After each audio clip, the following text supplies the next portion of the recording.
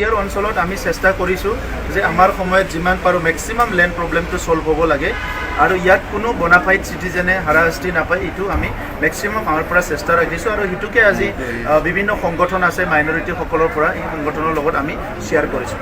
যিখিনি নটিচ দিয়া হৈছিল সেই নটিচসমূহ মানুহখিনিৰ কি হ'ব?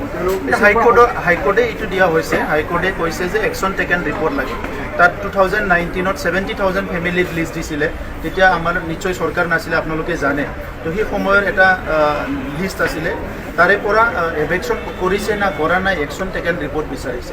ইয়াৰ ওপৰত বেছ কৰি এই নটিচটো দিয়া হৈছে। মানে উচ্ছেদ হ'ব, এই মানুহখিনি নটিচ দিয়াখিনি উচ্ছেদ হ'ব। চাওক, এইটো হাইকোৰ্টৰ এটা ডিচিশ্যন হয়। তো আমিতো চেষ্টা কৰিম যে আমাৰ পৰা যে মানুহবিলাকে যিমান পাৰে থাকিব লাগে, বনাফাইড চিটিজেনবিলাক হাৰাশাস্তি হ'ব নালাগে।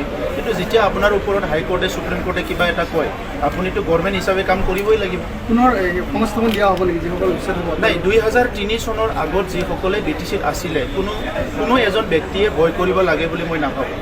কিন্তু তাৰে ভিতৰত কোনোবা ফৰেষ্টত থকা মানুহৰ ওপৰত ফৰেষ্ট আইন চলিব, কিন্তু BTCৰ ভিতৰত থকা মানুহবিলাকৰ BTCৰ আইন চলিব।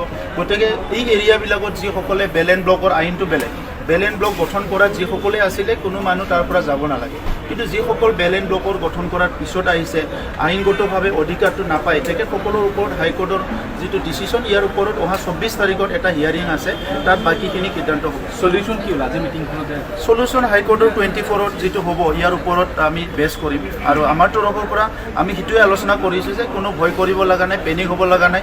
আমাৰ ইণ্টেনশ্যনেলি চৰকাৰে পলিটিকেল লাভালাভৰ কাৰণে বা কিবা এটা জাতিগত স্বাৰ্থৰ কাৰণে আমি এই এভেকশ্যনবিলাক কৰিব বিচৰা নাই, আৰু সেইটো আমাৰ কোনো ইণ্টেনশ্যন নাই। নাই, আমাৰ যেনেকুৱা বিচাৰিছোঁ আমি মেক্সিমাম পাইছোঁ। এটা হ'ল ST চিটটো বাঢ়াটো বিচাৰিছিলোঁ, এইটো নহ'ল। এটা হ'ল ওদালগুৰিটো এটা সুকীয়া লোকসভা সমষ্টি বিচাৰিছিলোঁ, এইটো নহ'ল। আমি আশা কৰিছোঁ 2026 যেতিয়া ডেলিমিটেশ্যন হ'ব, তেতিয়া এই আমি বিচৰাবিলাক পুনৰ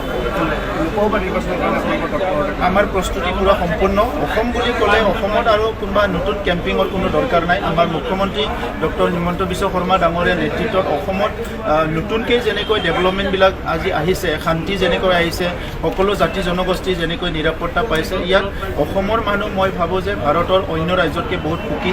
আৰু ইয়াৰ কাৰণে অসমৰ যিহেতু আমিও পাৰ্ট, ইয়াত কোনো নতুনকৈ পাৰ্লিয়ামেণ্ট ইলেকশ্যনক লৈ নতুন পলিচি বনাব লাগে বুলি মই নাভাবোঁ। মুখ্যমন্ত্ৰী ডাঙৰীয়াৰ নেতৃত্বত অসমত খুব ভাল ফল খেলিব আৰু পলিটিকেল পাৰ্টি আছে যেতিয়াতো কেম্পিংটো কৰিবই। আৰু মানে ক্ৰিটিকেল কোনো ক্ৰিটিকেল পলিচি বনাব নালাগে, য'ত নেকি একদম বহুত ক্ৰিটিকেল পলিচি কেতিয়াবা কৰিব লগা হয়। তেনেকৈ অসমৰ ইলেকশ্যনটো ইমান ক্ৰিটিকেল নহ'ব। কোকৰাঝাৰত ধৰক আপোনালোকে ইলেকশ্যন খেলিব আৰু ওদালগুৰিত BJPক ছাপৰ্ট দিব, এনেকুৱা নেকি? এনেকৈ ক্লিয়াৰ। আমি খালি সিদ্ধান্ত ল'ব লাগে।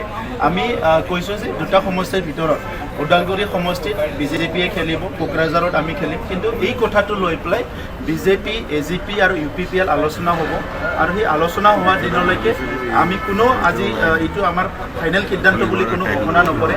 আমাৰ পাৰ্টিটো আমাৰ আলোচনা হোৱা নাই, বা হয়তো BJPটো তেখেতসকলো ইণ্টাৰনেলো হৈছে যদিও আমি নাজানো। গতিকে এলায়েন্স যিহেতু আমি টিম আছোঁ, এবাৰ আলোচনা কৰাৰ পিছত আপোনালোকক জনাই দিম ক'ত কেনেকৈ